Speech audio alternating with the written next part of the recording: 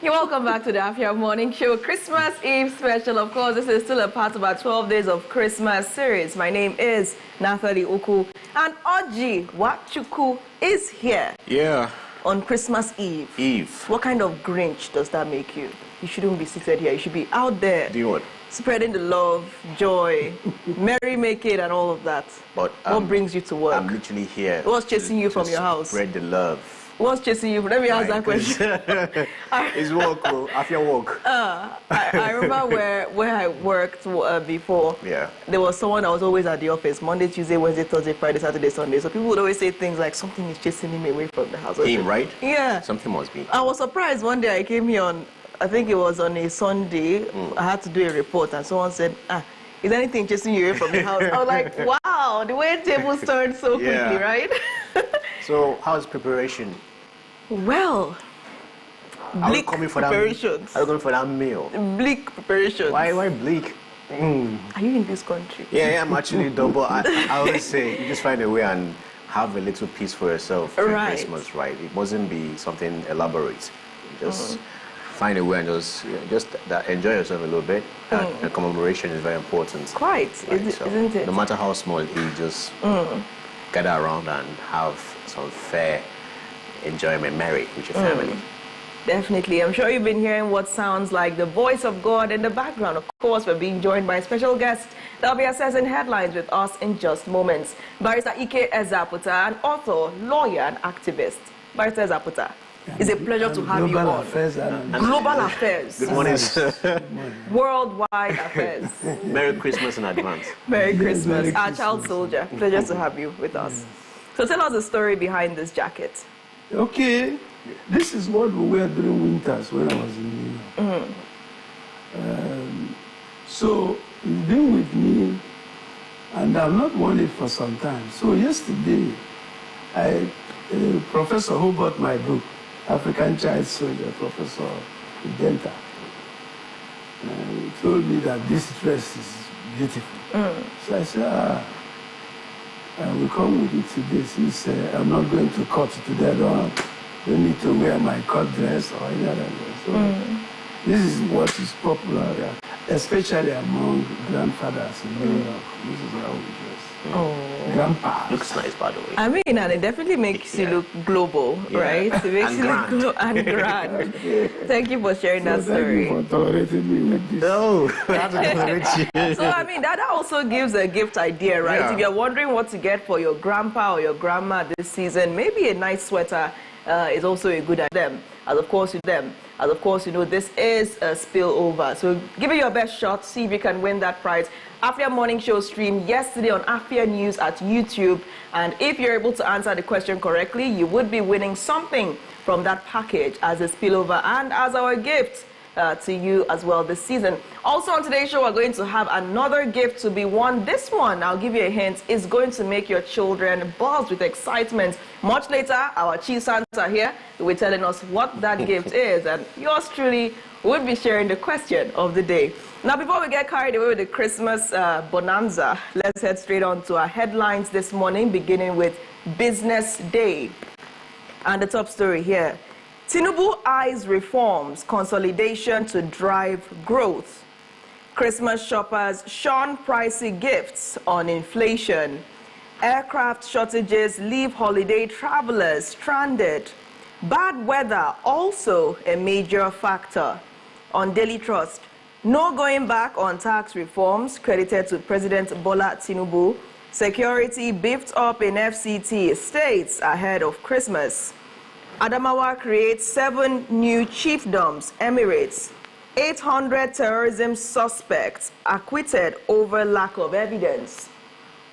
Bandits snatch foodstuff, drinks from man on bike. Alawu Dam acts before another disaster strikes, Zulum tells federal government. 14 killed, 1 injured in fresh Plateau attack. Lassa fever killed 190 Nigerians in 1 year, NCDC speaks. On Nigerian Tribune, tax reforms have come to stay, President Tinubu speaks. Says government open to consultations. I have no regrets removing subsidy, he insists. rules out plan to reduce size of cabinet. Nigeria nominates Olufemi Elias as candidate for World Court Judge. Federal government commences 50% discount transportation palliative for 144 routes across Nigeria today. Directs transport unions, associations to comply. And on The Guardian, Tinubu insists on reforms, says market forces will tame inflation. High points of presidential media chats. There's an interesting infographic there showing budget and borrowing tax, fuel subsidy removal, bloated cabinet, food inflation, cost of living crisis, the critical points of the presidential media chat. Nigeria secures 742 terrorism convictions, acquits 888, says ONSA. New twists over Shell's divestment as stakeholders fault NUPRC, Tinubu. Anglican primate bishop blames stampede deaths on hunger, seek action. FCT doctors issue strike notice over alleged 6-month unpaid salaries. Consumers enjoy cheaper fuel from Dangote, NNPC's price war. Consumers pay over 30% more in fares as Yuletide activities peak. Edo lawmaker dumps PDP for APC as House passes 675 billion naira 2025 budget. Hoodlums attack Kogi Monarch's palace, raise properties. Okay, starting from the Whistler. Excitement as NNPC slashes petrol price by 95 naira. Development will ease pressure on Nigerians, says drivers. Ipman warns against panic buying, assures sufficient supply of PMS. Bende Afia road accident claims 8 lives. Business owners struggle with CAC's burdensome registration process. Yuletide. Police restrict movement in 5 Plateau local governments. Police arrest herbalists, free orders for beheading Delta resident. Clear 250 billion USSD debt by 2025 deadline. CBN, NCC, other banks. Troops snap 13 IPOB members, kidnappers recover firearms. And moving over to the Vanguard. Sad Yuletide for travelers over sky-high transport fares. Fares jump by almost 100%. Transporters blame high fares on petrol price, rising maintenance costs. FG's intervention on transport fares not forthcoming yet. NNPC MRS in petrol price war nationwide. FG secures 742 terror convictions, acquits 888 due to evidence gaps. Lagos Calabar Coastal Highway. BPP ready to present documents to investigators attributed to the DG. Stampede. Stop politicizing tragedies, presidency tells OB. Now fund disburses 23 billion naira students loans to institutions, individuals. Yuletide. FG declares tomorrow, Thursday, next Wednesday, public holidays. Tax reforms here to stay, attributed to Tinubu, says no regrets removing subsidy. Lassa fever endemic in Nigeria poses significant public health risk, attributed to NCDC. NECA laments stifling of businesses by government agencies. And lastly, in sports, 2026 World Cup ticket, FG budgets 3 billion naira for presidential committee. Moving over to the last one right here, the Punch. No regrets removing subsidy, tax reform will go ahead, attributed to our president, Tinubu. Tax reforms to end colonial-based assumptions, no plan to downsize cabinet. 935 naira to a litre petrol. Labour faults new price, demands further reduction. High fuel prices, major contributor of hardship, says NLC.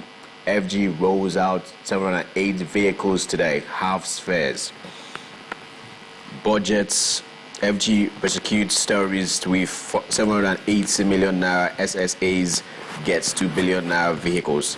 NATIP reunites 1,212 1,200 traffic victims with families.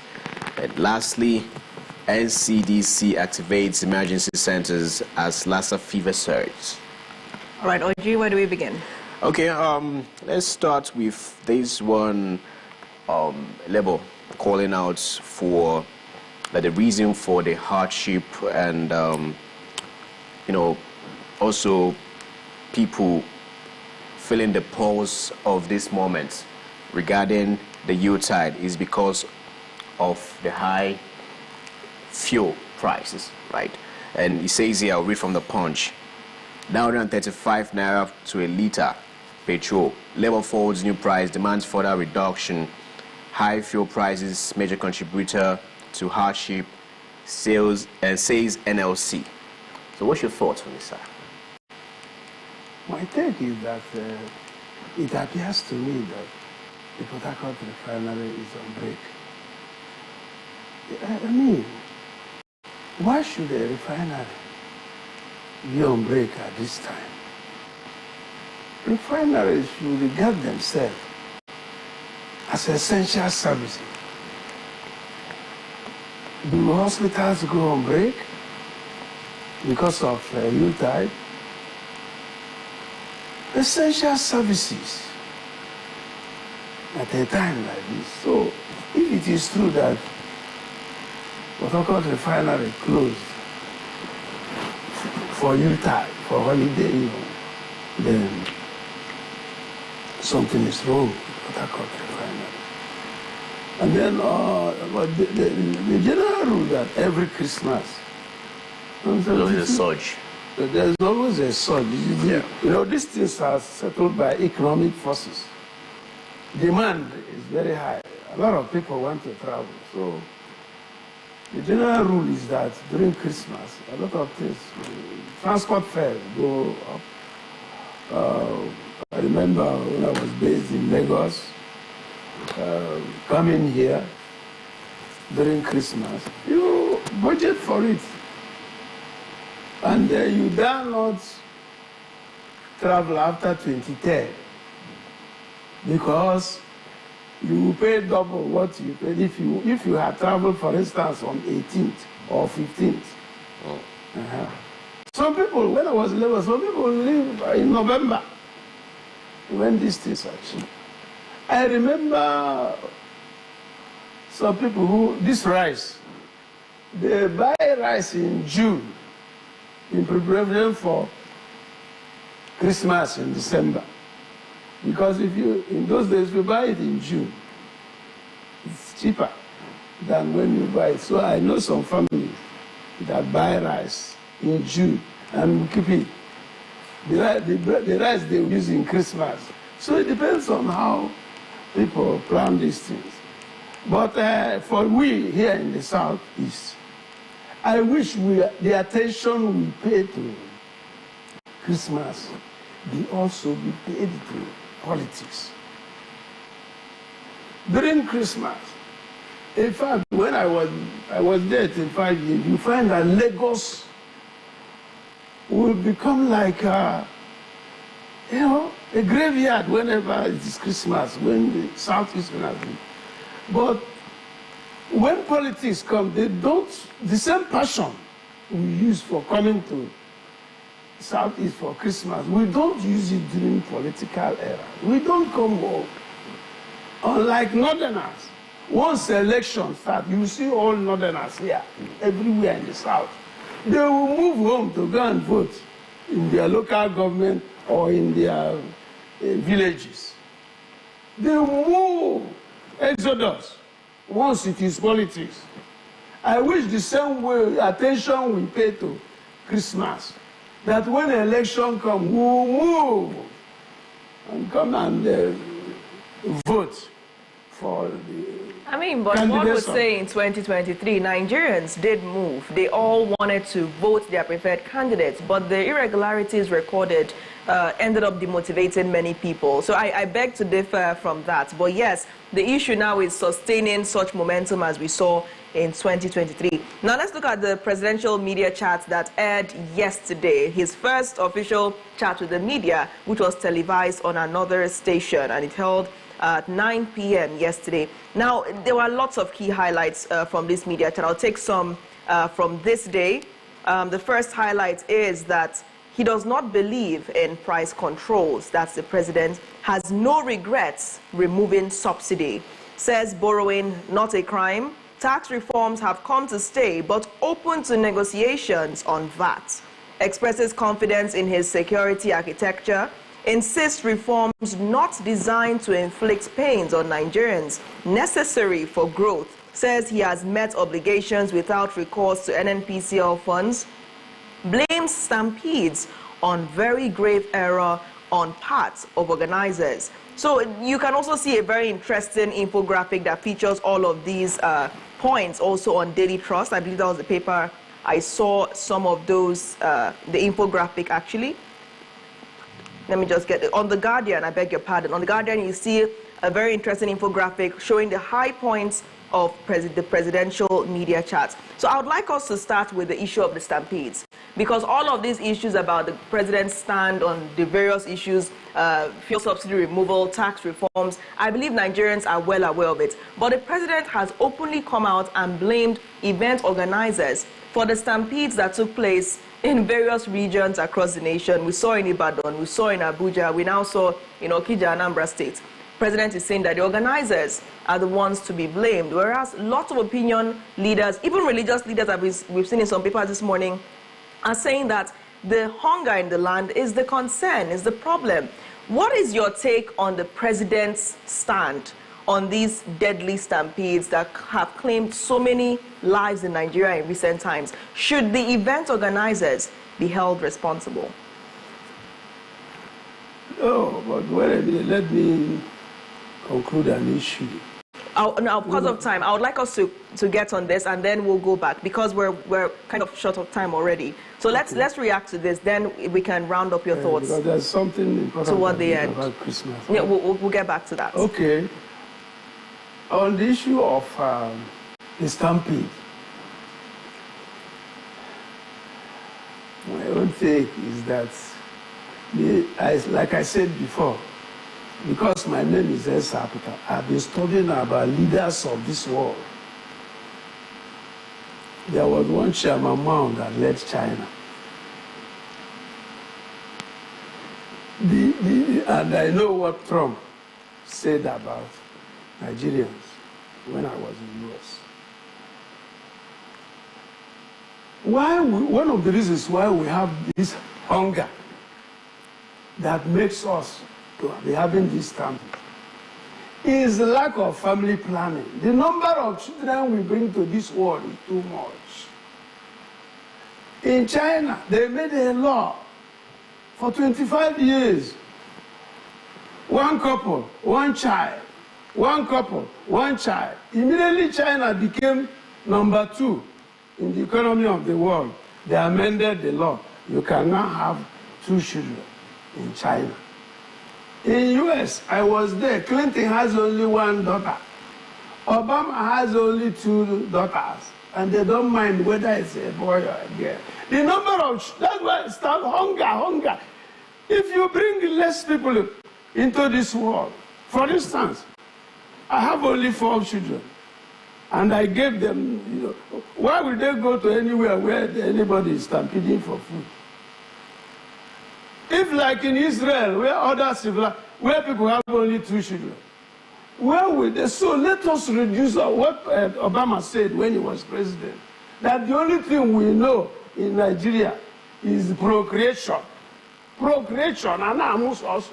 especially in northern Nigeria. We can't verify that. Wait a minute. In northern Nigeria, I don't want to mention his name. There's a vice president that has 4 wives, 10 concubines, 60 children. All right. Sorry, I have to come in there. This is a family program, so we would not be going in certain directions, right? Okay. But still good that you've mentioned your thoughts. So you are saying that this is not even linked to the president's policies. This is more about parents having too many children. That's a long shot, because we've seen people blaming the government, seen people blaming organizers. Yes, but you are coming from the angle of the parents. We should blame You're saying the parents are the ones to be held accountable. From the constitutional point of view, we should blame the government. But the government is saying that... That's what I'm telling you. Let me quote the Constitution. It doesn't mean it's right. The relevant Constitution. Chapter 2 of our Constitution, 1999 Constitution. When you read it, section 14, subsection 2b, the security and the welfare of the people of Nigeria is the responsibility of government. The security, are you listening with you? The security and welfare of the people of Nigeria is the responsibility of government. So why did government bring so much hunger that people go for such things like that? Why is there so much hunger? Where is the famine? Look, I say, when you look at Nigeria from air, the other day I saw we're opening a new hotel near the airport. You are aware of that? Yes. I saw my former client. This is the Oranto by He was my former client. He made me Trias Airline lawyer when he had Trias Airline. So I flew a lot. So I saw Nigeria, especially the one, there's one airline that doesn't even enter the sky. You will see how blessed this country is. Because we fly from Enugu to Abuja, from Abuja to Lagos, from Lagos back to Enugu on weekly basis. You will see how beautiful this country is. What are we doing instead of mechanized agriculture? I have just sent, I am a chief in my own place. I have just sent Christmas message to my family. I'm a prince in Ahia, reminding them that about 10 years ago, I told them that everybody should have a farm, that there's going to be hunger in Nigeria. I also told them nobody should have more than 4 children again in our family. I reminded them yesterday in a Christmas message. And then I told them, do you see what is happening in Okija? But is it in your place to tell people how many children they can have? Do you think that is a bit of an overstretch? As Abala of the prince of my place, and I did economics. There's what we call population geography too. There's a course I did called population geography. These things are relevant. When the number of people you bring to this world, we are Christians. Did Jesus Christ marry at all? How many, does he have any wife? Why do people? No. For instance, no. That is one of the reasons why I love Peter. One wife, 2 children. You know? So I hope you are not planning to get because you're on 6 or 4. We'll get there. So my question is, right now, are you attributing the stampede because of our population and families, or the government not implementing the rightful policies to avert the hunger in the land? I have already told you that government... Because you're saying 2 things here, right? You're talking about family and you're talking about the government. While people are blaming the government for not doing the rightful things, that's the reason why there's hunger in the land. And the reason why we're experiencing what we're experiencing at this point in time, stampede and people dying in numbers. There is even you see, we are taught as lawyers, we are taught to look at issues from different angles. Yes. I looked at it from the constitutional angle, the responsibility of government. There is a religious aspect of this problem. In the north, the great prophet Muhammad had about 9 wives, including the one that was 9 years. That is why the example they are following. Among Christians, we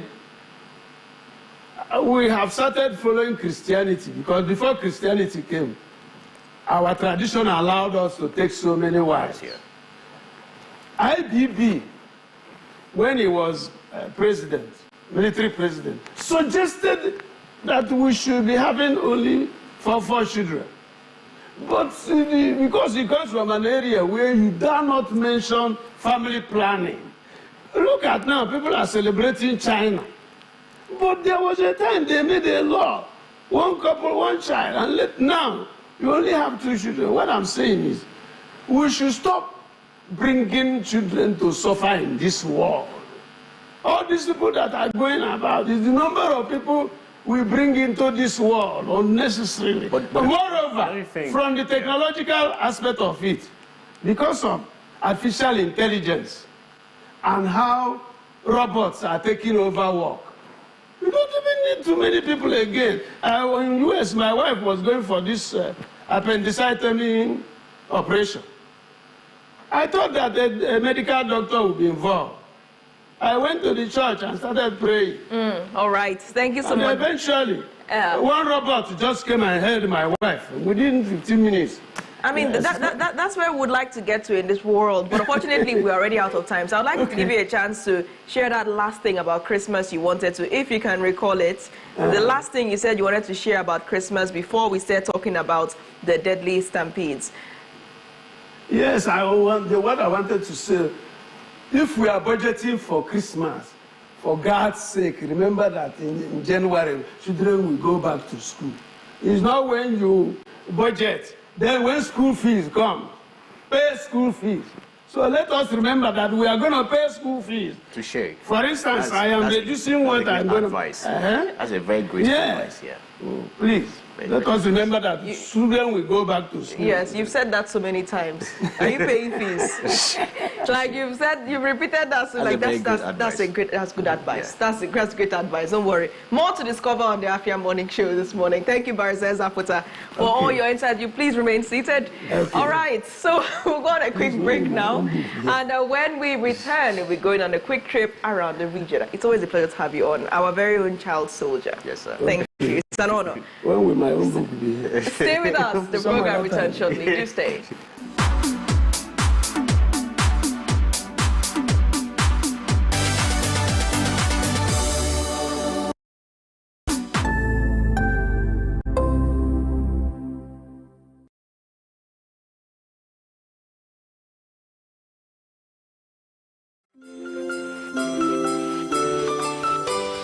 Stand a chance to win an early Christmas surprise this year on the Afia Morning Show 12 Days of Christmas Special. How to win? Watch the Afia Morning Show on DSTV channel 254 and GoTV channel 17, or on YouTube at Afia News and on Facebook at Afia TV. Listen closely to the anchors, guests, and correspondents. Watch out for the question of the day. Locate the live stream of the Afia Morning Show on YouTube at www.youtube.com/@Afia News. Be the first to share your answer to the question in the comment section on YouTube.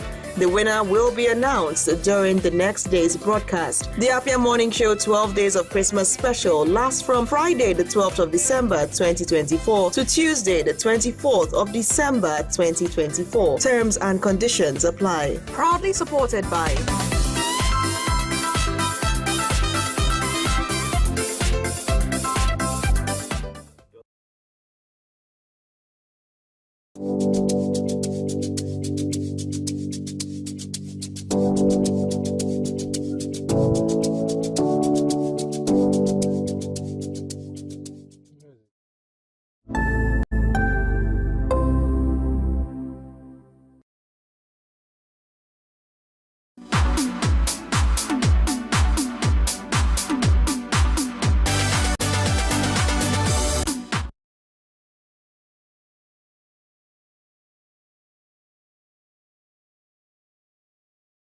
You're welcome back to the Afia Morning Show, 12 Days of Christmas. My name is Nathalie Uku, and remember, today is the last day of our 12 Days of Christmas. Well, the last day of our questioning, as tomorrow we'll be announcing today's winner. Recall that I also said that the bridal fascinators are still available for grabs. If you're able to go to yesterday's stream and find out what the correct answer is, comment it first, and then you would also be able to win that. If not for yourself, maybe you're winning for a friend or an aunt who plans to get married in 2025. I mean, how much more accessible could a gift be this season?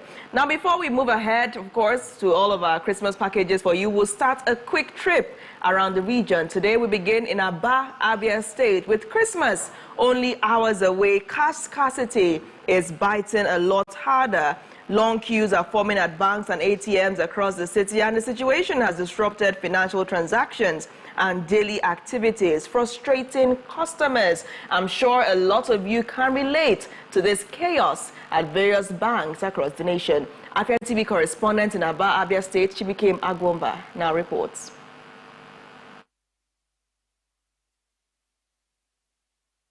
Season, typically marked by high financial activity, has been overshadowed by the lingering scarcity of cash. In various locations within Aba, long queues of customers can be seen at banks and ATMs as people struggle to access money for their needs. Several customers expressed their frustration, sharing stories of spending hours without success. We have been in the bank, nothing is going on. Just that place is very slow. That's why I came outside. I'm just going. I don't want to send it. But there's no problem in the bank. Can you understand? Sky stock, cash, no network. They can't serve us better. Nothing. I don't know. And people are here. I've been here for 3 hours now and I've not been able to get cash. See the crowd that is here. There are a lot of people here. We all are looking for cash. And now we are getting the news that the limit, the highest they can give us is 5,000 naira. What is 5,000 naira? When I transport myself from my bank now to my house, 1,000 is already gone. So I'm left with 4,000 naira. I've not talked about Christmas food. I've not talked about every other thing I'm going to spend daily. And I'm not going home to go and stay at home. I will still move around. So 5,000 naira is nothing to stand on this queue for 3 hours now.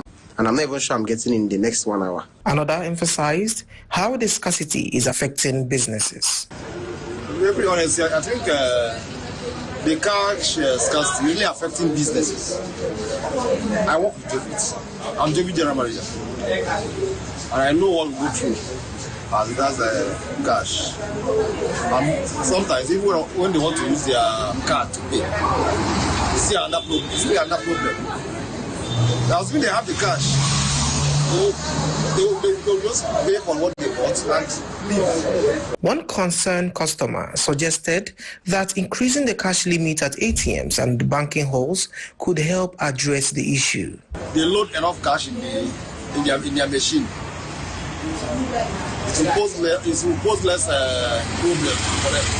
And the cash limit is another problem. You see some people, they will come with 5 ATM cards. These are using one to draw their money. They said the maximum limit is 5,000 naira. Other banks. Then 20,000 for the mother bank. So I think they'll be able to raise the limits. I think it will help. A visit to the bank revealed long queues of frustrated customers, many waiting hours without success in accessing cash. How will the authorities and the financial institution address this cash scarcity to ensure a smoother festive season for citizens? In Aba, Chibike Agwomba reporting for Afia TV.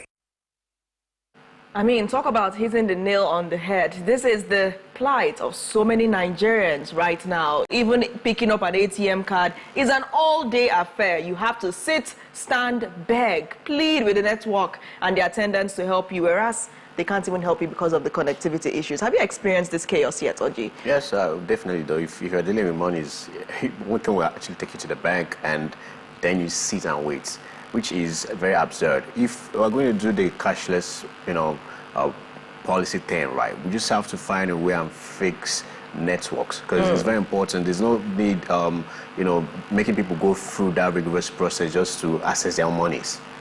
No, it's crazy. I remember the last time I visited, close to this period, I wanted to transfer because I couldn't get a new ATM. Yeah. I wanted to transfer to another bank, and they said I couldn't transfer to that bank because I had an ATM for that bank, but I needed to send money to, and they said I couldn't do it.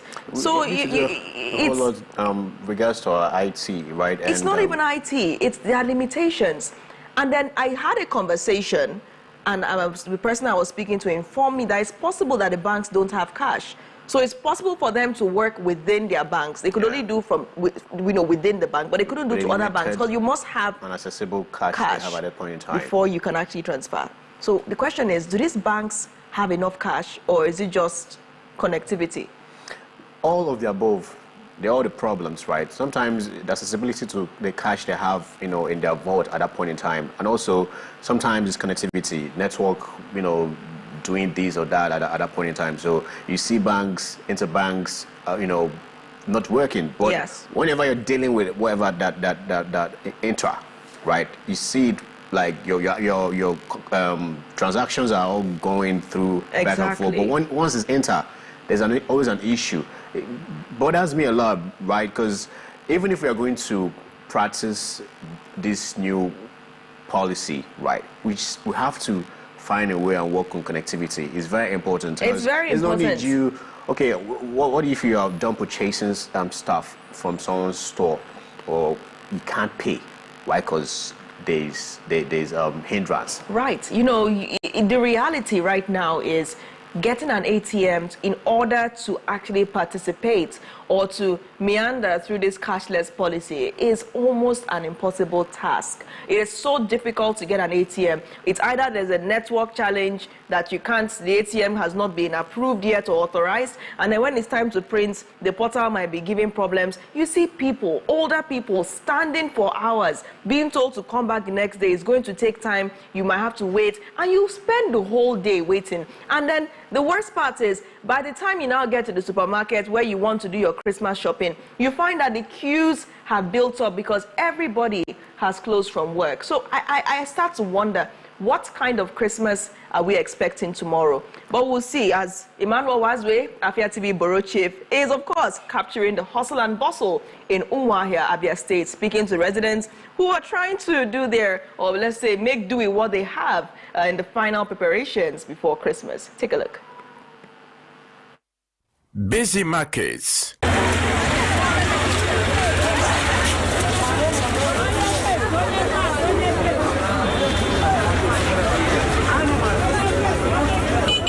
Last-minute selections.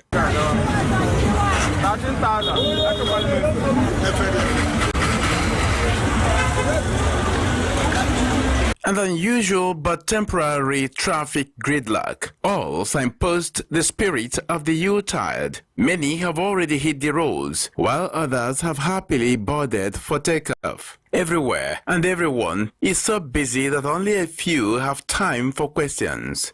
First of all, do I have what to eat on daily basis? Yes. Do I have clothing? Yes. Every other thing is extra materials.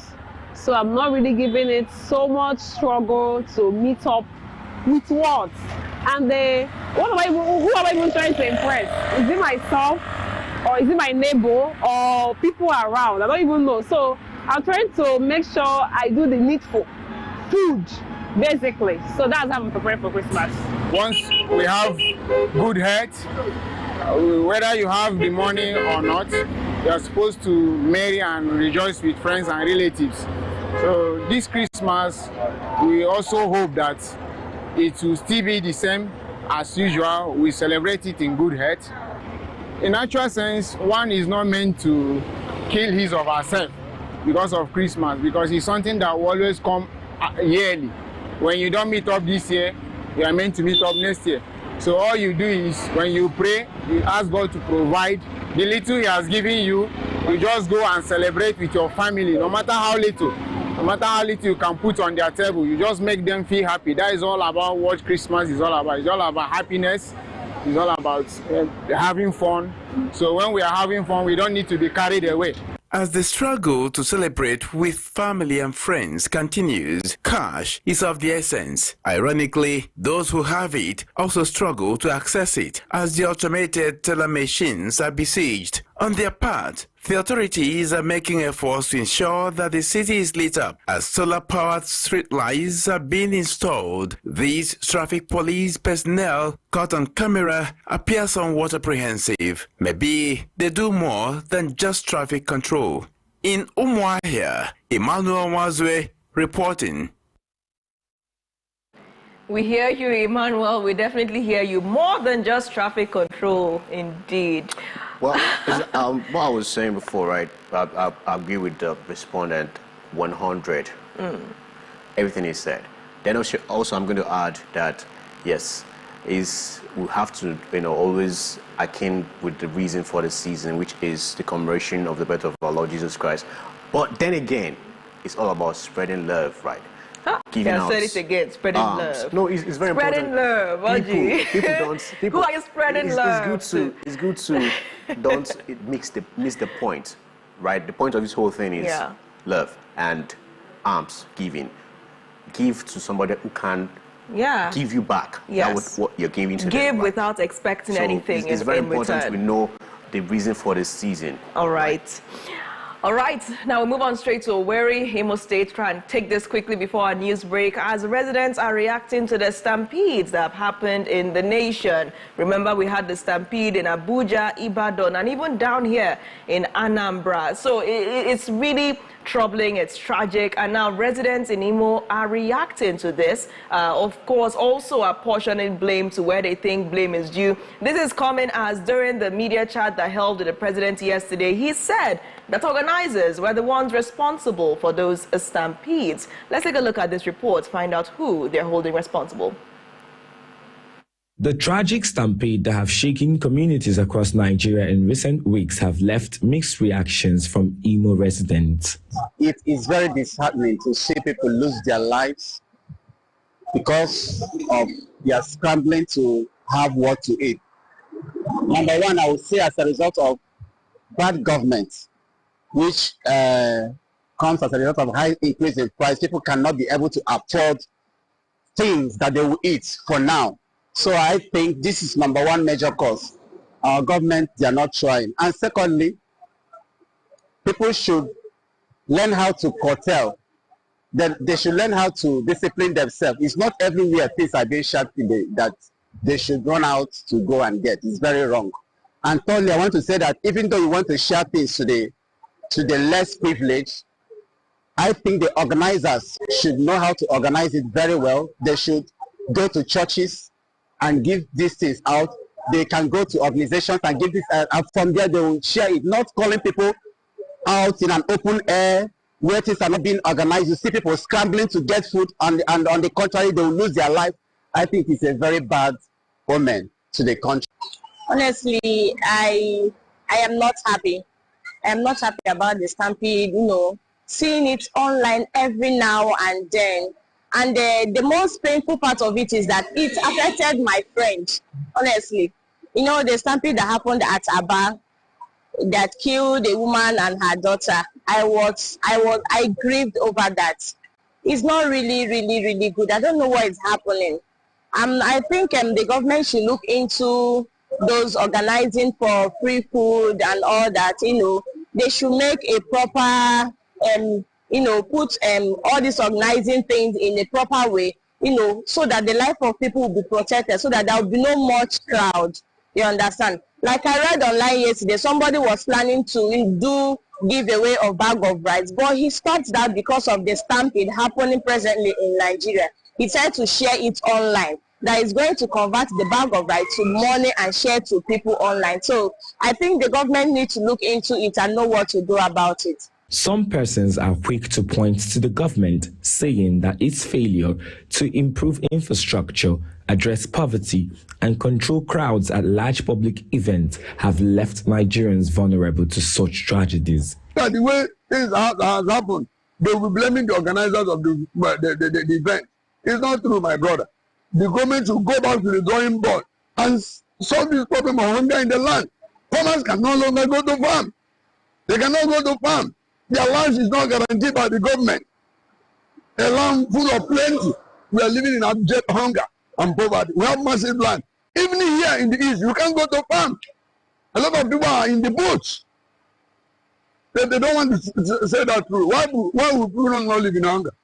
Coming here will be another problem because the farmers cannot go to their farm. They cannot harvest their clothes. Their crops. They cannot do appropriate or proper farming because of men who are living in the bush. Thank you. Some others placed the blame on the event organizers, claiming that they create an environment ripe for chaos and by promising scarce resources, often without proper planning. Okay, for me, I will blame the organizers majorly because these people that wanted to share that food stuff for the people, it should occur to them that because of the kind of hardship that is in the country, many people will want to come. Many people will want to partake in the sharing of the palliative or whatever they call it. But as they are the organizers, they should know because they are in Nigeria. And if they have that knowledge, that should have made them to put preventive measures. Okay, let me not call it preventive measures. Just put order. Let there be order. Let there be an order. If it's not security, just make sure there is a way you will make it. There will be order. So that what happened shouldn't have happened. It's because there was no order. There was lack of order. So everybody thought that normally Nigeria, they don't know how to be lawful. They are always lawless. So people that are supposed to be in line, you see them trying to, instead of going to maintain their queue, they want to go to the front. And because of this, maybe because they started sharing and they've not gotten to their turn yet, you see, people started rushing, trying to force themselves to make sure they get.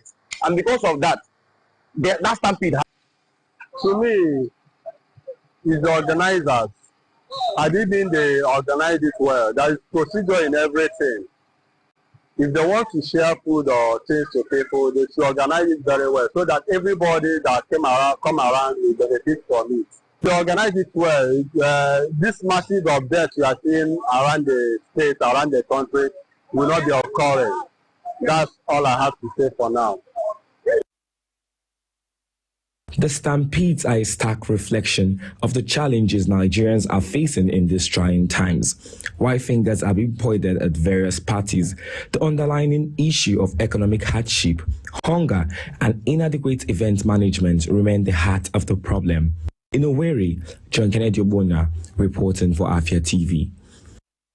All right, thank you for that report, John Kennedy. Moving on now to another part of Owerri, where our correspondent Miriam Onyebule reports on the rush for food items ahead of the festive season. Residents are trying to stock up and make sure that they have enough food to feed their loved ones this season. Right? Is it not too late? Is it? It's not too late. It is. Well, I mean, there's so many questions I have for DSP Daniel today, even concerning travels.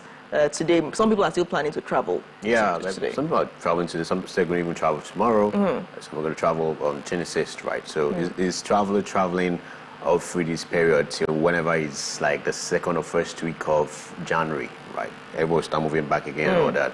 Well, we just have to be safe. That's literally what it is, right? And if you're trying to stock up now, well, good for you. It's rush hour. It's rush hour to Christmas. It right? is. But it is. yeah, you just have to.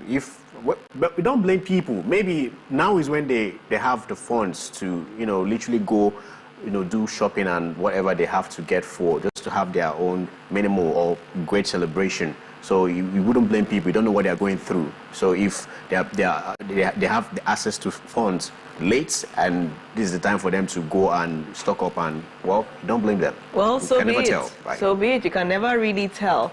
All right, let's take this report from Owerri, Imo State, as of course Miriam is speaking to people on how they are getting ready for Christmas in the area of food for enjoyment. This is Ekuku Owerri, in Imo State's capital city. The market is visibly crowded with people racing to grab everything from festive streets to essential ingredients and foodstuff. It is nearly impossible to move without bumping into someone. Many families are taking advantage of the final days before Christmas to ensure they have everything they need. Most people here are also grappling with soaring food prices. Ogichukwu has just finished shopping at the market and is displeased at the non-stop skyrocketing prices of food items that has worsened this festive season. Like I went inside the market with 30,000 naira. As you can see my bag, there's nothing in it.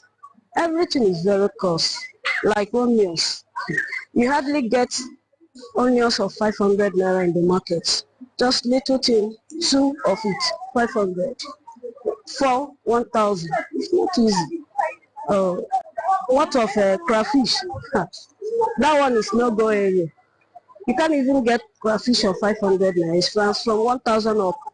You see it. So things are very costly. It's not easy. Notwithstanding the hardship, why are people still rushing to buy foodstuff? Tega believes that the Christmas rush for food items has become a tradition that cannot be stopped even by the current economic downturn.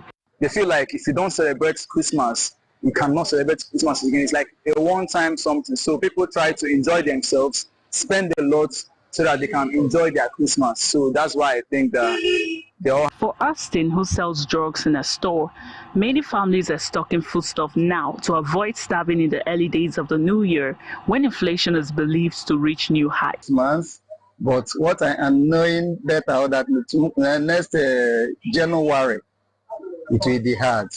So people are now planning how to keep their foodstuffs so that next year, whatever it might be, that they can never beg for food. That is why they are stocking their foods now. Madam Obasa says it is simply belief in God that is helping people to survive the situation.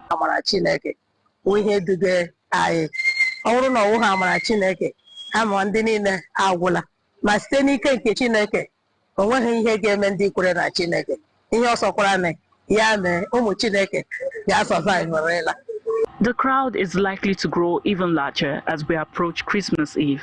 For many families, it is not just about buying food, it is about maintaining the tradition of having a festive and well-stocked holiday table. In Owerri, Miriam Onyebule for Afia TV. Thank you, Miriam, for that report. It appears that the tradition has given many people high standards to live up to, and this is, of course, a worldwide affair. We'll take a quick break now. When the morning show returns, we'll delve straight into our first discussion as we assess the plight of Nigerians who are contending with the cashless policy, rendering them cashless at Christmas. The program returns shortly. Do stay.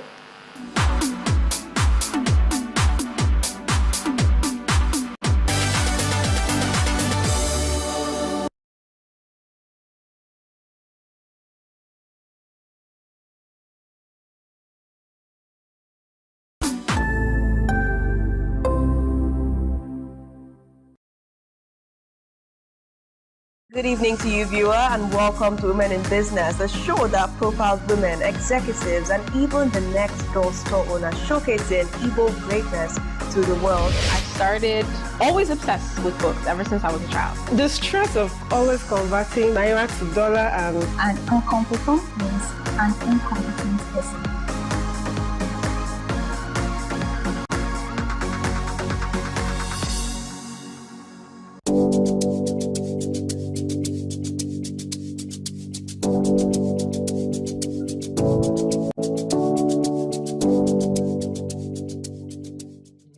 What are your thoughts on the spate of sex for grades in Nigerian universities? This very issue of owing salary should be criminalized. How can they amplify their voices? People don't have evidence. You want to get to know about it? Have to stay tuned right here on Afia Morning Show to get the pulse and the feel of that.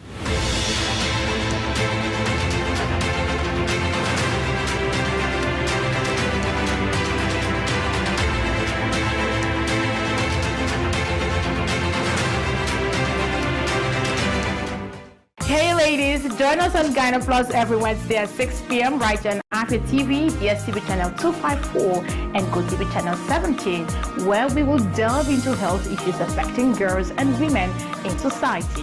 Breastfeeding doesn't even cause breastfeeding. The frequency of breastfeeding means the approach you take to make sure that your well-being is maintained.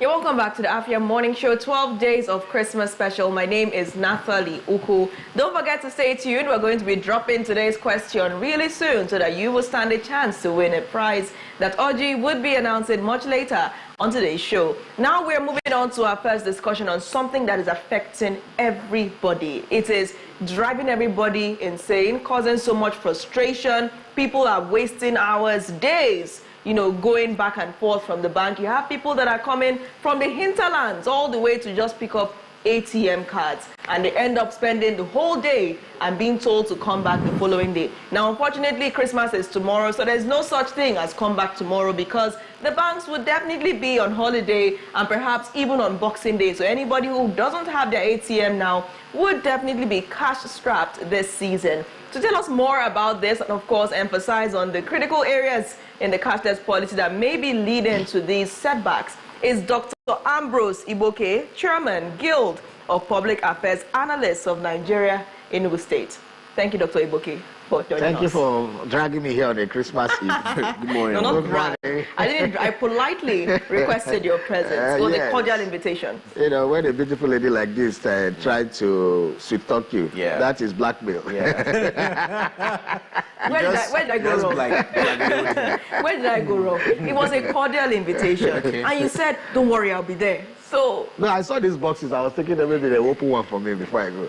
When people say boxes, I'm always happy. Because boxes, if you get a box, then... Then on Boxing Day, you unbox it. Yeah. And then figure out what's inside. I don't even know what's inside these boxes, yes. All right, Dr. Ambrose, thank you. Thank you so much for coming out today. Now, the cashless policy, is it working? Well, I think Nigerians just like to use big words. Maybe we don't check the meanings when we use words. There's nothing like cashless. Nigeria has never, and I don't think we'll attain cashless economy in the next 50 years, the way we are going. Now, for countries like China, they have been able to attain some good level of cashless. And then maybe, even America is still heavily cashed. It's still a heavily cash economy. Despite their tokens, they use a lot of tokens. They use a lot of, they have credit card. Nigeria don't have credit card culture. What we have mostly is debit card. Okay, so we create that. Most of our 8 automated teller machine cards are actually debit cards, where you used to collect cash. So the cashless economy is now because of the POS transactions and internet enablement in Nigeria. We are now be able to do POS businesses. We are now able to pay point on sale. POS means point on sale. So you put this thing there, and it's still debit. So it still kind of takes your money from the bank. We don't really load our cards. I say, okay, devoid of your bank, without moving money from your bank, because what the POS does is it moves money from your bank. So, the credit card does not have anything to you just load it by yourself and it works. Then when we come to a country like Nigeria that don't have deep internet penetrations, even if internet penetration for making calls is a lot challenging. Data, to do internet is also very challenging sometimes. Sometimes you are even in the urban areas, you have network failures and the rest. And it is the internet that drive this banking system, this online banking system, because all of them are components of online banking. So Nigeria don't have that deep internet penetration because of, first of all, we don't have stable power supply. The network operators, the GSM network operators, which we depend mostly for our internet, power these things with generators. They are base stations with generators and the rest. So if it goes down, there's a problem. Sometimes, okay, for example, yesterday, one network, I won't mention them so I don't demarket them. For a full day, I didn't have internet network for making calls. I was stranded. So the internet policy have not taken place so much. The cashless economy, which is based on the power of the internet, is not working yet. What we mean by cashless means that we use less cash in transactions. And most transactions in Nigeria, especially in the open market, is still based on cash. But because of the internet banking now, where you can, I remember those days growing up, somebody is going from Enugu, from Ogbete, he wants to go and buy goods from Onisha, or he wants to buy goods from Lagos. He carries bags of, and at that time, the highest denomination was 20 naira. So imagine somebody was going to buy 2 million naira worth of goods. He carries bags of cash, and that's how they used to travel. But when the GSM came, it reduced those things.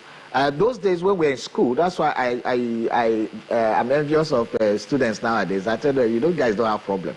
You can only transact in the bank in which you open the account. Yes. In the branch at which you open the account, because there was no internet banking. We can also, but because of the advent of GSM like 22 years ago, we have been able to now have it at penetration. We can bank in any branch, and so that reduces also the level of carrying cash. But the problem we have been having in Nigeria is that we just master these things. We are not following it up in terms of, for example, how have we been able to bring the unbanked sector that people don't put money? Because there was a research one time when I was in Lagos done, I think by the World Bank or one of these international groups. There's a big market in Lagos called My 12 Market. That is the food market. And it was said that up to $1 billion transact within that market without entering the bank every month. Every month, money that exchange hands without going to the bank. So our markets, we go to Ogbete now, or wait on the major market, go to Gariki market, people are buying cow in Gariki or whatever, they pay cash. Even people are building a trailer load of cement, you pay cash. So, and then because of the, distrust in the fidelity of the internet, people, you pay, it's hanging. The money doesn't drop for a while. Sometimes it takes days. Sometimes it is reversed. And so people who are paid, sometimes again, fraudsters use what's called fake alert system. They don't generate it and send to you. Because of that issue of distrust, people also don't want to do cashless or whatever. They want you to pay them in cash. That is also a problem. But generally, when you go to China, I was watching a documentary last year by BBC, and they went to China urban area, especially university, and they were asking students, can I have any notes or coin? 98% of the students, out of like 100 students that were surveyed, only like 2 had any some form of cash. Why was that? China was able to cash on the young people. And even in Nigeria now, in Enugu here or whatever, when over cities, go to a lot of young Nigerians, especially students, these Gen Z guys, most of them don't carry cash. They want to buy something that was okay, money with this, they just transfer. So, but what China was able to do is this. China was able to convert their chat platform. I think it's WeChat or something like that. Yeah, WeChat. Our own is WhatsApp. Vulcanizer will have his own hanging. So what you do is that everybody also had it on their phone and their chat. When you go to do the transaction, you just do a bank of crime, it goes to the person's account. So you now found out that there were no cash anymore because cash management is expensive. There was a time the CBN governor told us that they were using 20 naira to produce 5 naira notes. Polymer. The paper that was very expensive. So how can you use 20 naira to produce 5 naira? So that is the irony of the whole thing. So people are trying to migrate to cashless to spend less on cash management, one. Secondly, to make transactions easier. Thirdly, to make business easier, and then to control cash, because a lot of illicit activities are done through cash. And to make cash, to make transactions enter the banking system. Yes. But Nigeria is not ripe for that yet, and there's a lot going on, and that is not enabling us do that. So one of the first steps is to see whether we can have simple things. The USSD also, sometimes you said there's a system error. You want to go, a lot of things that are not happening. Yeah. So many challenges. Can we actually, because if you notice, during weekends, it feels like the internet for banking halts. Some, by the way, right? Can we attribute this to brain, can we attribute this to brain drain for so many IT and tech guys living in droves, outside the shores of Nigeria? Why? Because here is not being favorable for them, and not having those hands to handle those sectors in the banking system. No, most of the systems around these things are actually softwares. They are not hardwares, most of them. I mean, the banking apps, the banking systems. The developers can work remotely. Most of the people doing development. No, the question is, can they even pay them? No, they can pay. They make a lot of money. I think the problem we've been having is that the banks are greedy. Look, they don't have system. I think they were forced to do some system upgrade recently. And some of the banks, there's a bank that touts itself as an ICT bank. I was surprised to know that the software they were using was like 15, 20 years old. And I was shocked. And it's an issue. Yeah, it's an issue because most people have upgraded. They refuse to spend the money to upgrade. Meanwhile, they are ripping off Nigerians. Of recent, we're even seeing more fintech companies, doing a whole lot more than the main bank sector. That's what I mean, that the main bank sectors have refused to upgrade. They are busy looking for short-term loans, borrow another 12 weeks, buying and selling. They're more interested in merchandising. They don't sponsor, they hardly sponsor SMEs that are into manufacturing and the rest. So it's easy banking we are doing in Nigeria. We are not, in other climes that make sense, that know what economics is all about. The insurance sector, the pension sector are the people that have the money. Okay? They now open banks to be able to transact because they have fund redundancy. So you pay premium every year in insurance, it's there. You are paying pension every month, it is there. So they have a pool of funds they need to pay. So what they do, to transact with the fund, they open banks. But in Nigeria, the absurdity is the case. It is the banks that own insurance companies. That's to show you that our own economics is voodoo economics. It's not going to work. Dr. Igboke, now let's talk about commercial banks. I paid a visit to a commercial bank. This was just yesterday.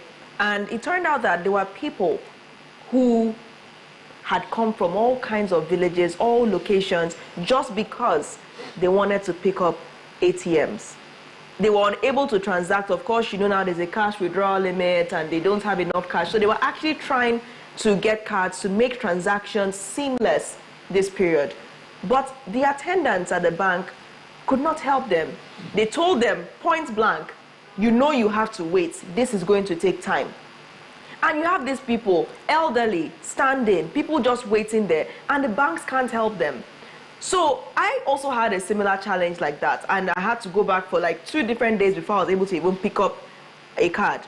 But prior to that happening, I wanted to transfer funds to another bank to enable me use the card for that account, which I had for some time. Able to work intra-bank, so you can't even move funds to another account if you don't have an ATM for your host bank. The banking sector in Nigeria is a lousy system. And because they get away with their lousiness, they have become draconian in their efforts to render, very standard service. I remember that Professor Charles Soludo, when he was CBN governor, had what we call 13-point agenda for the reform of the banking system in Nigeria. I think it was in item number 6 where they stopped him. He was stopped. Because I think item number 6 was recapitalization to 25 billion naira, okay, for commercial banks. And I think item number 7 was withdrawal of all public sector funds from commercial banks. So what would we mean? All the state governments, local government, parastatals, departments, agencies of governments. I think the idea was for them to now bank with the CBN and let the banks in Nigeria do their normal banking, which is you and I, their customers. But they stopped him. He was stopped. And I still think that some of those reforms he was trying to institute cost him a second tenure as CBN governor. Now, what did he want to do then? Which I believe was what he wanted to do. If all these sector funds have removed, and it is now the customer, they will take their customers seriously. They will know their customers is king. But what we have now is that there are so many dormant funds in the bank. The MDAs, so where they make the banks make their money is government patronage.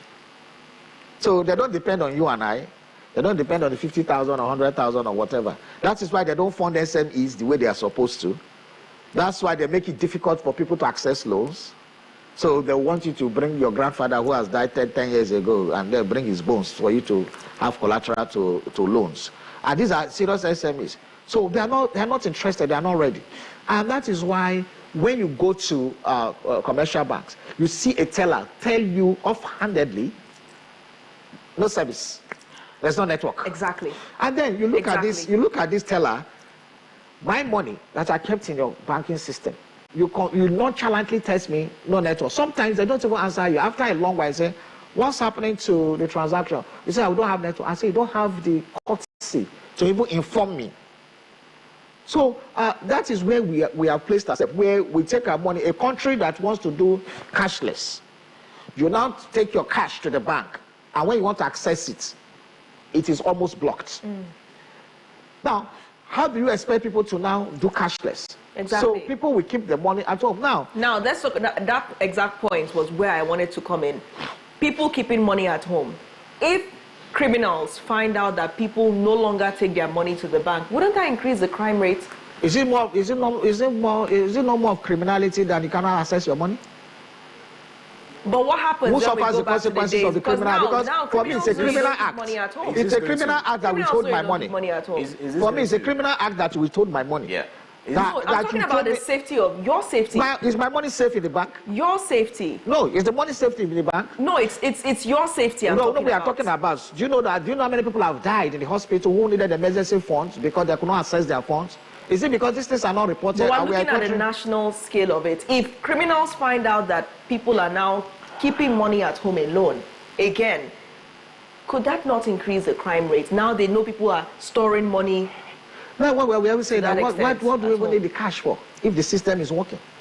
If a system is working, you don't even need cash. We have just said a simplified business system. Now, even the cash, you cannot get it in the most of the banks. Prior to Christmas week, there's cash crunch everywhere. Now, we are buying naira for naira. You go to the POS, they have cash, but the banks don't have cash. Is that not an irony? Is that not a contradiction? Where the POS service operators have cash, but the banks don't have cash. Where do they access their own cash from? Okay, the POS operators don't go to the CBN. Yeah. They go to the commercial banks to access cash. Is this building something that we're seeing the increase over time? I'm talking about cryptocurrency at this point in time, because people don't literally trust bank and leaving their monies at the bank, because accessing those monies sometimes is hard. They give you limits, or you can't remove more than 100,000 or 50,000. Sometimes they don't even give more than 10,000 if you go into the banking hall. Is this been attributed to the increase we see? Although they are trying to clamp down on cryptocurrency, but people are, visiting more of cryptocurrency wallets than the bank. Well, I know. I don't think that assertion is correct, but because a lot of people don't know about cryptocurrency. I think people who deal with more forex are the ones that are doing more of that, because they are trying to see a way to. The forex market is very regulated. Yeah. In fact, there was a time the CBN, I think, threatened to even convert every forex in your bank account to naira. And then that got people thinking. So if I keep my naira and my dollars in my DOM account, or pounds, or let's say in my domiciliary account, then the federal government can wake up any day and then convert it without my permission and convert it to naira. So what's the essence of having So that's why people are saying, okay, we go to crypto. But the fear for crypto will come to stay. That is always innovation. There was what you call diffusion of innovation theory.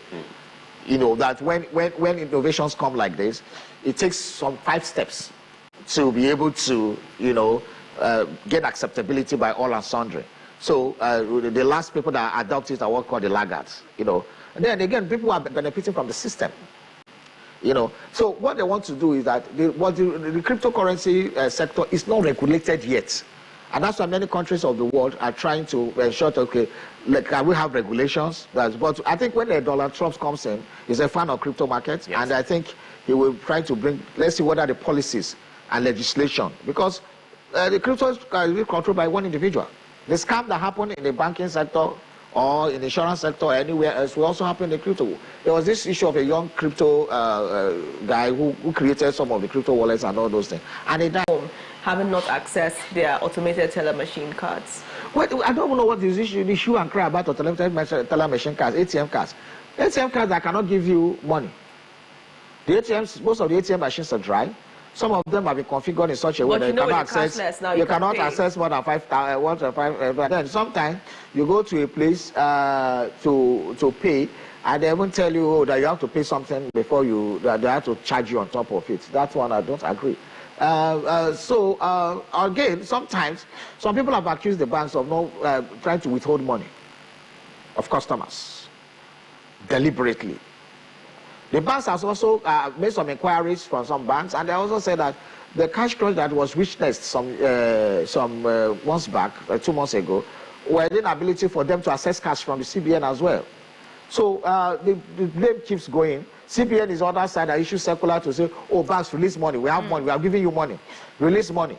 So if we don't have a good cashless economic system, then the cash, where is the cash? Where are we holding cash? Why are you not releasing cash? Why will bank, somebody wants to access 200,000 naira, and bank said, I can't give you, I'll give you only 20,000, I'll give you 5,000. So what do you advise in all of this? So what we advise? Well, what do I advise Nigerians? Nigerians are docile people. As citizens, we don't react to things. Try this kind of thing in Europe and whatever. The banking system should be shut down by now. And they would have, set up. Because I don't know why banks should have money. And the banks should not have money to give us. Our POS is having money to give us, charging us double. And that's why CBN, I think last week, came up with a circular saying that no POS operator should do more than 120,000 naira per day. How they're able to enforce that, I don't know. If the POS operators have like 6 POS machines from different banks and it does 120 across the 6, the aim is defeated. So we don't have that. No, there are no punishment for offenses. There are not. So what can Nigerians do? Except we know how to grumble, go to our rooms and stay, and we expect angels to come fight for us. And that's the problem we'll be having as a people, because this is robbery. I keep my money with you, and I say I want it back, and you say you won't give me. That even if you are going to give me, you're going to give me piecemeal. Okay, give me the avenues to collect the money, like the ATM, to be able to transact with it. You refuse, giving me all kinds of issues. ATM, now, production of ATM, some banks even do it instantaneously. You just go in and collect. So in this age and time, some banks still wait for headquarters to send them ATM. So these are the things, and then what do our people do? I see people in banking hall, they tell them these things, they don't worry, they grovel and they leave. Or in some other place, they'll shut down your branch. Or they wait, all right. They'll shut down your branch. And they will shut it down by mass action. In terms of picketing, you can picket a place. It's a right. All right. You can have a class suit against the bank. But we don't do all these things. All right, Dr. Ambrose, thank you so much for your valuable insights. As always, it's good that you paint a clear picture of how this system is functioning. And it's unfortunate that we have to end on a note that appears to be hopeless, because it doesn't appear as if anybody is ready to go and carry the placards and pickets. But we'll hope and see, in 2025, if Nigerians will be less docile. You've described them as docile. Let's see if 2025 will be a new beginning for Nigerians. Thank you so much, Dr. Igboke. Thank you. Thank you very much. I wish you a Merry Christmas. All right, and you as well. Compliments. So our question for today's 12 Days of Christmas special, because we want you to head straight to your keypads right now and type what you think is the correct answer on @Afia News on YouTube, so that you may stand a chance to win a surprise this Christmas. The question is, according to Dr. Ambrose Igboke, what kind of words does Nigeria like to use? According to Dr. Ambrose Igboke, what kind of words does Nigeria like to use?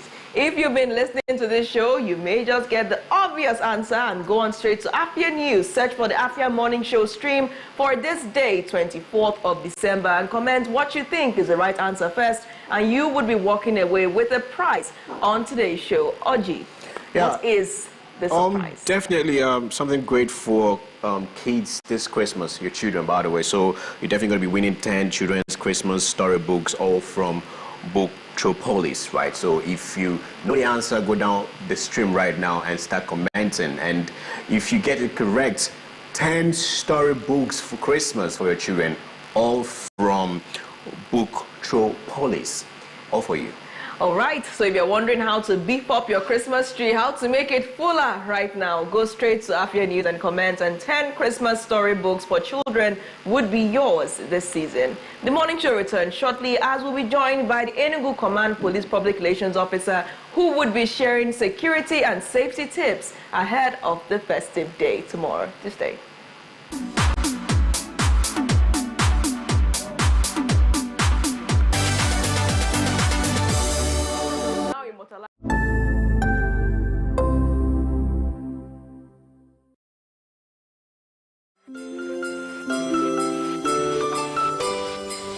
a a chance to win an early Christmas surprise this year on the Afia Morning Show 12 Days of Christmas Special. How to win? Watch the Afia Morning Show on DSTV channel 254 and GoTV channel 17 or on YouTube at Afia News and on Facebook at Afia TV. Listen closely to the anchors, guests and correspondents. Watch out for the question of the day. Locate the live stream of the Afia Morning Show on YouTube at www.youtube.com/@Afia News. Be the first to share your answer to the question in the comment section on YouTube. The winner will be announced during the next day's broadcast. The Afia Morning Show 12 Days of Christmas Special lasts from Friday the 12th of December 2024 to Tuesday the 24th of December 2024. Terms and conditions apply. Proudly supported by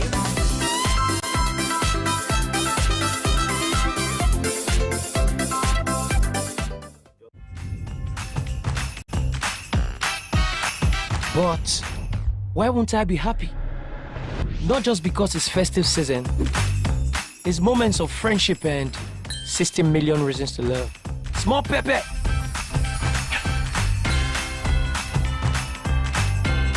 Babes, this dress is given. Don't forget the earrings. Those are 2 reasons already.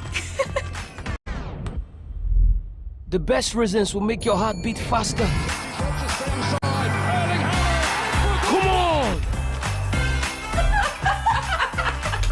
And make every laugh worth it. It's all about holding hands, sharing and enjoying happy times together. Have more reasons to be happy with Naija dramas, football, and more smiles on DSTV this festive season. DSTV, your home of entertainment.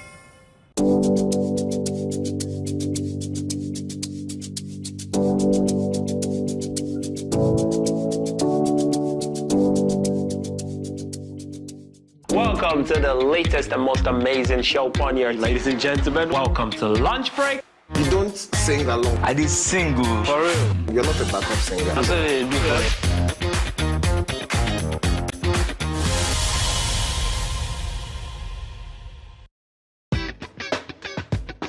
It's a brand new week and another opportunity for us to gist and me to tell you, bring all the spice, all the things that are hot, trending and exclusive on social media. Sometimes I know there's constructive criticism. I know that you know how to quote it. So for the people that don't understand, I want to be like, oh, why are you doing this? Please, I'm not a cross-dresser. I'm only doing this because of the money on Facebook. There are some people you need to just tell the truth brutally. Let it hurt them. Give it hot. Afia TV official, exclusive every weekday on Afia TV.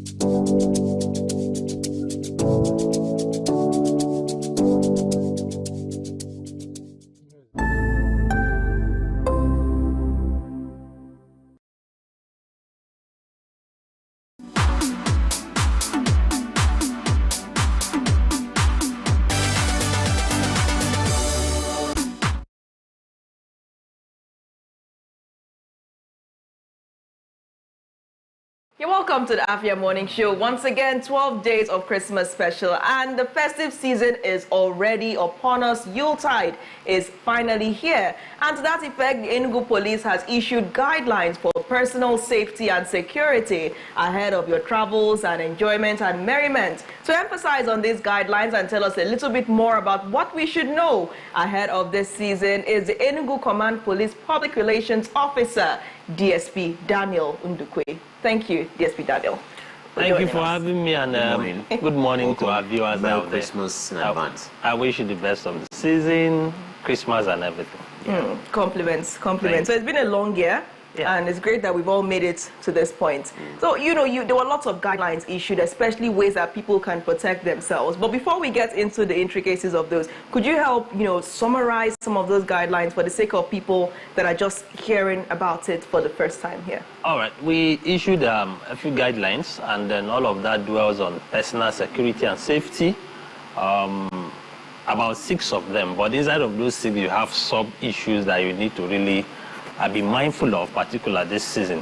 You know, it's a season where everybody, as always, want to have fun. People want to travel. People want to buy so many things. People want to spend so much money. People will travel. Some will travel in their own personal vehicles. Others will travel in public means of transportation. From one point to the other, far and wide, people will gather to celebrate, no matter what the economy says. Especially in this part of the world, people will come back to celebrate. And it's something we do not take very lightly. We understand very well that beyond what we will do, what we could do as an agency saddled with the responsibility of providing public security and safety, we also strongly believe that security begins with the individual. And that being the case, we decided to look at every other aspect of, based on our experience, our day-to-day tour of duty. We decided to bring out a few of these tips to guide people. Now, the first thing we had to encourage our people to do is to plan. You have to just plan the season. It's one time you could do so many things, and by the end of it, God willing, nothing happens to you alive. You come back to January, you look back, you're telling yourself, but I shouldn't have done this. I shouldn't have done this. Mistakes could be made. Some of them could affect not just your emotion or your psyche. Mind you, security and safety has to do with even the mental state of a person. Now, if you're not stable, chances are that you're prone to just about anything. So it's important people plan the season, like we clearly say. We say plan for the season. And like we say, avoid acting impulsively during the festive season. Plan your activities and make informed decisions in all you do. It's extremely important. You'll be traveling, you'll be going to see people, whether in your village or whatever location you'll be traveling to. You spend money, you drive through the paths, through routes, you meet people, so many things will happen. So don't just go into it like that. I mean, you're just basking in the euphoria of the fact that you're having Christmas. Everybody's going to come back, you're going to celebrate, you will do that. We advise you to please sit down. Even if you don't sit down, even if it's contingency plans you make, think about something. Look at all of the things you ought to be doing this season, so that you don't live through this season and then you live through it in regrets. We encourage you to plan it. And after doing that, we also advise you to do what we refer to as security advisory. You'll be traveling. Well, maybe, let's say for those within Enugu State, you may be traveling from possibly the city to hinterlands, from one location to the other. Some persons are coming back to Enugu, some are leaving to other destinations. We ask you to please have an idea of where you're traveling to. You know, whether you like it or not, things will happen. Things keep happening. In these days where information is at the tip of everybody's finger, you hit the social media, you hit the newsstands here and there, you have an idea what is happening. Probably the part you're going to travel to, or where you're traveling to. As much as possible, try to know what is happening in those places to help you. And we also encourage people to maintain security awareness. What do we mean by that? You just need to be at alert.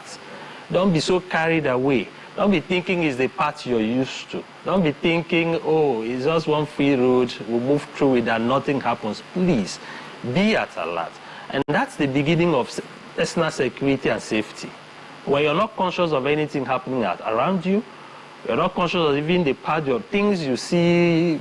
Some things are becoming a little bit, what you saw yesterday, you're not seeing again. What you didn't see yesterday, you're seeing today. You should be worried. Your personal security awareness is very important. Be conscious of everything happening around you. Be at alert. I always use the word be vigilant. It's very important. And we also are saying prepare for the travel. We talked about planning, generally speaking, but we also urge you to prepare. As you're traveling, what has happened to your vehicle? If you're traveling in your personal vehicle, check it a second time. Are the brakes working? Brake system working? Are the tires in the right shape? Are they properly inflated? The air there, is it what it should be? Because sometimes you buy a new tire and travel on the road and you have a burst. So you need to be sure of what the vulcanizer is doing. Is it give you the right measurement of air that should be in that tire? Are the brake systems working? So when you travel, you're sure that you have that covered. If you're traveling through a public means of transportation, we encourage people, please go to a known motor park and enter a known commercial vehicle company. Don't just get on board, what we call in Igbo language, akanelu. Like you just see they wave you, they're on the road. You don't know who these persons could be. They might be genuine, fine. But it's important you're traveling from where you know, so that tomorrow when somebody asks questions, you can say, that was where I traveled from. This vehicle, this number plate, this company, it's easy for anyone to trace where you're traveling. And we also encourage you, that manifest. You know, we have this problem of people not writing their details. We had a situation, I'm going to give you an example here, where there was an accident here in Enugu. Somewhere along Onyama, this Onyama, you know, recurring accident issue there. The bus tore into two. Many people died. It turned out to be a fire situation. People got burnt beyond recognition. And now the whole thing was, we're falling back to the manifest. We don't pray anything happens to you. No, nothing will happen.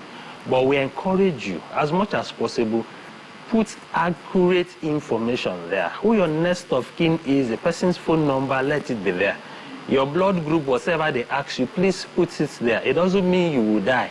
God forbid. It only means, should peradventure something happen, somebody can lay hand on something and say, okay, this is what we can do. And we're also encouraging people as much as possible, don't travel at night times. Whether it's because of your security per se, let's say maybe armed robbers, God forbid, will block you on the way. We're also looking at even the path you're driving. Let's say you're driving, there's no way, the clarity you have during daytime is never the same thing you have at night time. There could be bumps on the road, there could be potholes. So I'm traveling to destinations they've not been for a while. If you come to Enugu now, some roads are being worked, are being repaired. Your knowledge of what those roads were may not exactly be the same thing. You could jump into a pothole and it could result in an accident. Okay. Something fatal. So we encourage our people, please don't do that. And very importantly, protect your personal information. Our people are good these days, with all due respect to what you might want to think. We live our lives on the social media. We are too much of netizens these days. You want to put just about everything on the social media. You're telling somebody point A, point B. Some will even take picture from where they're taking off, and they're telling you, I'm taking off, or this moment I'm here. God forbid somebody is already planning for you, you know, like they will say village people, they are preparing for you already. So the person have in mind what he or she wants to do. He knows your itinerary. There's nothing you can do. So we urge our people, as much as possible, keep those information to yourself. Or you share it with a trusted person. It's very important. We also talked about your home security as you're traveling. Lock your house very well. Now, just to come in there was a part of it that really got me curious. You said if you're not able to find someone to give your key to, you can give it to a church. Is giving the key to the church safe? It's not, you cannot completely claim it is safe. You don't live in the world alone. We are saying if you can't find a trusted person, we gave that as an example.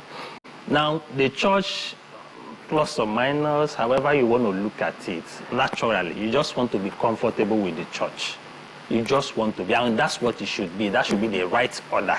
We have instances in where probably in the advanced climb, probably there could be a safety or a box where you can save up some of these things. We only use that as an instance.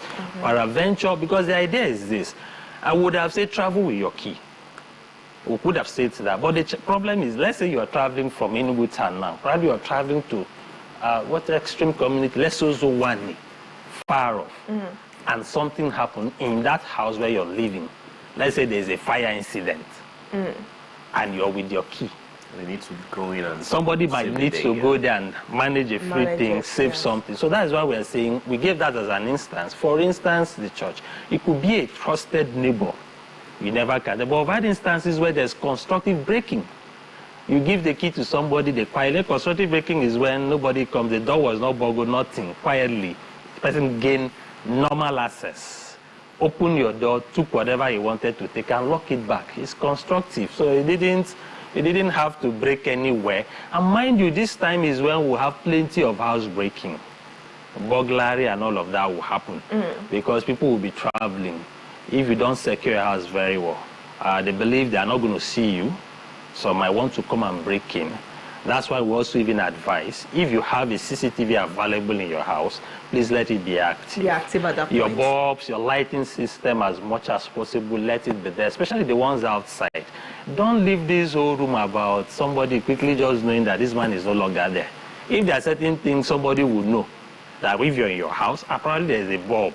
Once that bulb is switched on, somebody, a neighbor around there will know that, this person is in the house. We encourage you, leave that little bit of suspense. That's why we say on social media, don't be quick to share everything, because there are people who probably are looking for you to just step away. And before you say jack, so many stuff are happening. All right, the Ugogo Nike Opio Suka Road. Oji, I think I would like you to quickly take that. The level of insecurity there has been a concern. So regarding people traveling back and forth on Plying Out Road, what avenue the security agencies have made to contain and ensure that people are safe on that road, because it's a mayhem, it's very notorious. And there are so many checkpoints, yet people still complain about it. Okay, we've had, like you said, people complain. Yeah, I don't think, with all due respect, the way we look at things may not be exactly how those of us who do this job day to day want to look at it. If I know of a place that is totally bad, I know. There are places you can't even enter. But glory be to God, in Enugu State, we don't really have such locations here. But I know places you can't. Thinking of even going to that place, plying any road leading to that place is one dangerous task to embark on.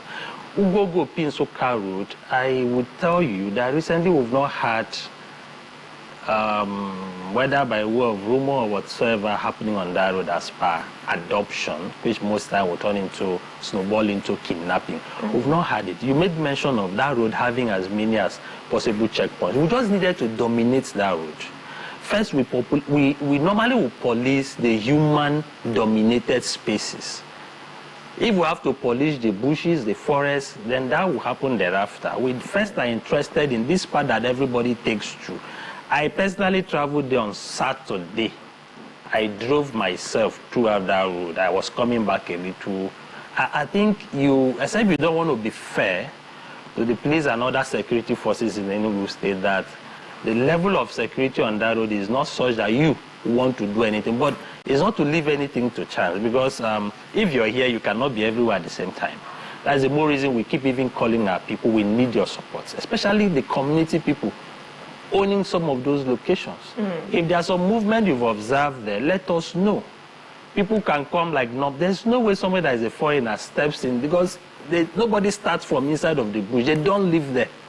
They will come there, start whatever they will start, and then thereafter, after perpetrating, still find their way out of the bush. So we encourage our people, let's be positive. But as per that route, not just that route. After now, I will be putting out a press release as per the Christmas and the directive of the Commissioner of Police to ensure that all area commanders, divisional police officers, head of tactical teams and tactical and operational teams dominate their jurisdiction. It's not just about opinions. So every other road deserves the same attention. All right. Now, so quickly, before we let you go, because we have just 1 minute, the ban on fireworks. People have said, is it legal? Can the police ban fireworks? I've still been hearing fireworks in Enugu. By the way, I think I was woken by fireworks at 5 a.m. It's a little difficult to think you will stop it. There are people, someone even told me on X that, you don't buy and keep. Make I just be ready to come arrest them. He was even showing me picture. I don't know, X is where you have so many social media platforms where you have people from different places. The idea is a very simple one. When we talk about, I'm giving this instance, it's an unfortunate one. Exactly today, 1 year today is 24th. A traditional ruler in Enugu State was murdered in his house. And let me tell you what happened. The people came, the children went straight into his room. Although we were able to arrest them, they were taken to court and remanded. They are suffering their actions there. The children felt what they were hearing was vanguard, knockouts. So they didn't know these were people coming to perpetrate such a heinous crime. But is it legal, the ban? Yes, it's the Commissioner. There's Public Order Act.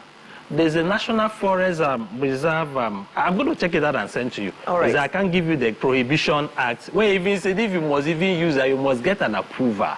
If you don't get an approval, let whatsoever that could cause fire be removed from the fireworks you're using.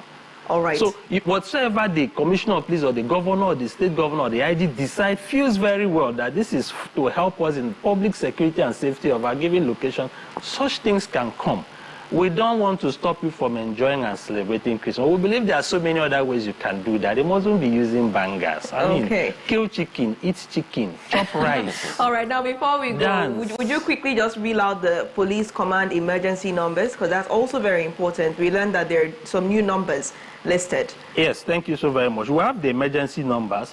Quickly 080-3200-3702. We also have 080-866-71202, 080-988-0172. The ones you're talking about is for the complaint response unit. In case any policeman misbehaves on the road, please call the complaint response unit and report such misconduct. Call 091-6000-2486, 0705-9160-602, or 0817-6255-557. And there's something we also said very importantly as part of the tips. Please spend wisely during this season. Avoid unnecessary debt or wasteful spending, so you don't end up, I'm going to say it again, so you don't end up blaming village people or taking to crime. Remember, there's life after the holidays, and January, you and I know, often feels financially longer. Exactly. So all right. On that note, thank you so much, DSP Daniel, for joining us. Enugu State Command Police Public Relations Officer. We have to draw the curtains very quickly, magically at this moment. Thank you all for being a part of the show. Remember to drop your comments under the stream on YouTube, Afia News, AM Show on Afia News, and let us know what you think is the correct answer. Being your host as always, Nathalie Uku. Merry Christmas. And everyone, Ojiwachiku, have a splendid Christmas. Merry Christmas in advance. Bye for now.